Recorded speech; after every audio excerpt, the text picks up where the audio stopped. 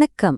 சித்ரா பௌர்ணமி நெருங்குதுனாலே ஐயோ பெரிய பூஜை செய்யணுமே, கோயிலுக்கு போய் கூட்டத்துல ஈடுபடணுமேன்னு நிறைய பேருக்கு ஒரு சின்ன டென்ஷன் வந்துடும் இல்லையா? ஆனா கவலையே வேண்டாம். 2026ல வரப்போற இந்த அற்புதமான நாள எந்த ஒரு மன அழுத்தமும் இல்லாம ரொம்ப ரொம்ப சிம்பிளா, அதே சமயம் அதோட முழுமையான ஆன்மீக உளவியல் பலன்கள் நமக்கு கிடைக்கிற மாதிரி எப்படி கொண்டாடலாம் அப்படிங்கறத பத்தி தான் நாம இன்னைக்கு அலச போறோம். வாங்க உள்ள போகலாம்.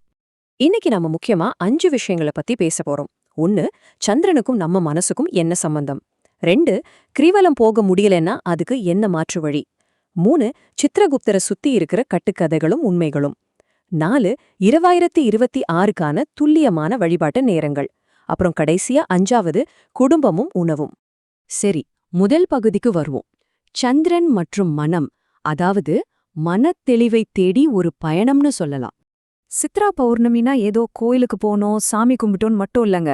நம்ம சித்தர்களும் ஞானிகளும் ஏன் பௌர்ணமி அன்னைக்கு மட்டும் தியானம் பண்றதுக்கு இவ்ளோ முக்கியத்துவம் கொடுத்தாங்கன்னு நம்ம யோசிக்கணும். ஜோதிடத்துல சந்திரனை மனோகாரகன்னு சொல்வாங்க. அதாவது நம்ம மனச ஆள்றவன். சந்திரன் எப்படி தினமும் தேய்ந்து வளருதோ அதே மாதிரி தாங்க நம்ம மனசும். இது செய்யலாமா வேண்டாமான்னு ஒரே குழப்பத்துல ஊசலாடிக்கே இருக்கும். ஆனா இந்த பௌர்ணமி அப்படிங்கிற முழு நிலவு நாள் இருக்கு பாத்தீங்களா, அது நமக்கு ஒரு முழுமையான மன தெளிவை தரக்கூடியது. அதனாலதான் பிறை சூடிய சிவனையோ இல்ல அம்பாளையோ அன்னைக்கு நம்ம வணங்கும்போது அந்த மனக்குழப்பங்களெல்லாம் நீங்கி மைண்ட் ரொம்ப கிளியர் ஆயிடும். இப்போ 2வது பகுதி, கிரிவல மாற்று வழிகள். நடைமுறையில நாம என்ன பண்ணலான்னு பார்க்கலாம். பொதுவா பௌர்ணமி அன்னைக்கு திருவண்ணாமலை மாதிரி இடங்களுக்கு போய் கிருவலம் வர்றது ரொம்ப விசேஷம்னு நமக்கு தெரியும். ஆனா பிராக்டிக்கலா யோசிச்சு பாருங்க. இப்போ இருக்கிற பரபரப்பான வாழ்க்கையில அந்த கூட்ட நெரிசல்ல எல்லாராலையும் குடும்பத்தோட அங்க போக முடியுமா? கஷ்டம்தானே? அதுக்காக நீங்க ஃபீல் பண்ணவே வேண்டாம். உங்களால மலைக்கு கிரிவலம் போக முடியலேனா சிம்பிளா உங்க வீட்டுக்கு பக்கத்துல இருக்கிற ஏதோ ஒரு சின்ன சிவன் கோயிலுக்கு போங்க. அங்க இருக்கிற உட்பிரகாரத்தை உங்களால முடிஞ்ச அளவுக்கு 11 முறையோ 21 முறையோ அல்லது 108 முறையோ சுத்தி வாங்க. ஒரு பெரிய மலைய கிருவலம் வந்த அதே முழுமையான பலன் உங்களுக்கு கண்டிப்பா கிடைக்கும். ஏன்னா ஆன்மீகம்னா நாம எவ்ளோ கிலோமீட்டர் நடக்கிறோங்கிறதுல இல்லங்க, எவ்ளோ ஆழமான கவனத்தோட வலம் வரோம் அப்படிங்கறதுல தான் இருக்கு. உடனே நீங்க கேட்கலாம், எங்க ஏரியாவுல சிவன் கோயிலே இல்ல, ஒரு முருகர் கோயில் தான் இருக்கு, நாங்க என்ன பண்றது அப்படின்னு. அது இன்னும் சூப்பரான வாய்ப்பு. நம்ம சித்தர்கள் ரொம்ப தெளிவா சொல்லிருக்காங்க, சிவனே முருகன், முருகனே சிவன் அப்படின்னு. இந்த 2 தெய்வங்களுக்கும் இடையில எந்த ஒரு வித்தியாசமும் கிடையாது.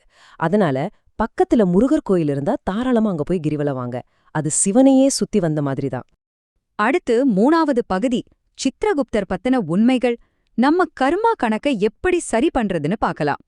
சித்ரா பௌர்ணமி அன்னைக்கு சித்ரகுப்தர் தாங்க ரியல் ஹீரோ.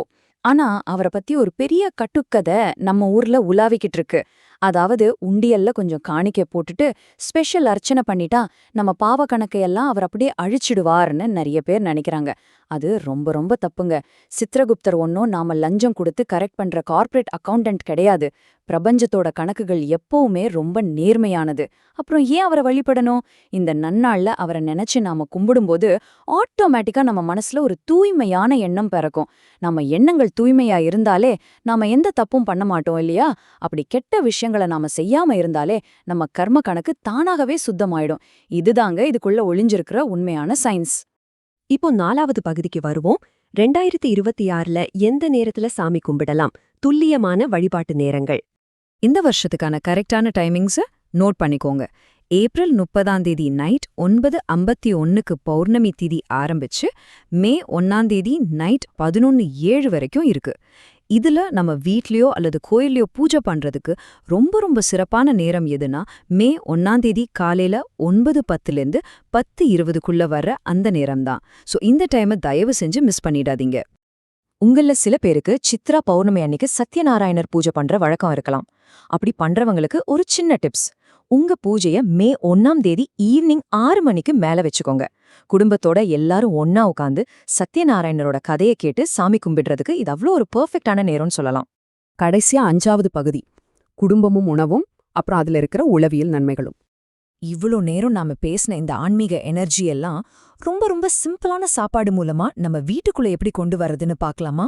சாமிக்கு படைக்கிறதுக்காக நீங்க ரொம்ப பிரம்மாண்டமா சமைக்கணுமோ நிறைய செலவு பண்ணணுமோன்னு எந்த அவசியமும் இல்லைங்க. கொஞ்சம் சக்கரை பொங்கல், இளநீர், பானகம், அப்பம் இல்லனா சித்ரா அன்னம்னு சொல்ற புளி சாதம், லெமன் சாதம், இதுல எது வேணாலும் இருக்கலாம். இது எல்லாத்தையும் கூட செய்யணுங்கிற கட்டாயமே இல்ல. உண்மையான பக்தியோட ஒரே ஒரு டம்ளர் பானகமோ கொஞ்சம் இளநீரோ வச்சு கும்பிட்டாலே போதுங்க, அந்த முழு பலனும் உங்களுக்கு கிடைக்கும். அதனால எந்த ஸ்ட்ரெஸ்ஸும் இல்லாம உங்களால முடிஞ்சதை மட்டும் ரொம்ப சந்தோஷமா செய்யுங்க.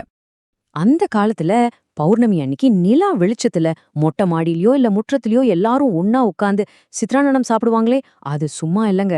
நம்ம முன்னோர்கள் ரொம்ப நுணுக்கமா டிசைன் பண்ண ஒரு சூப்பரான சைக்கலாஜிக்கல் டூல் அது. குடும்பமா நிலாவை பார்த்துக்கிட்டே சாப்பிடும்போது நமக்கான பிணைப்பு இன்னும் கூடும். அட, நம்மள சுத்தி இத்தனை உறவுகள் இருக்காங்களே அப்படிங்கிற அந்த ஒரு ஃபீல் நம்ம மனசுல எவ்வளோ பெரிய பலத்தையும் தைரியத்தையும் ஒரு டீப்பான அமைதியும் கொடுக்கும் தெரியுமா? அதனால இது வெறும் வழிபாடு கிடையாதுங்க, ஒரு அருமையான மைண்ட் தெரப்பின்னு கூட சொல்லலாம். ஃபைனலா உங்ககிட்ட ஒரு சின்ன ஆனா ரொம்ப ஆழமான கேள்வியை கேட்டுட்டு நான் இதை நிறைவு செய்ய விரும்புறேன். எந்த ஒரு டிஸ்ட்ராக்ஷனும் இல்லாம, அதாவது மொபைல், டிவின்னு எதையுமே பார்க்காம நிலா வெளிச்சத்துல உங்க குடும்பத்தோட சேர்ந்து நீங்க கடைசியா எப்ப ஒன்னா உட்கார்ந்து சாப்பிட்டீங்க? இந்த அழகான சித்ரா பௌர்ணமியை கொண்டாட நீங்க தயாராகும்போது இத பத்தி கொஞ்சம் யோசிச்சு பாருங்க.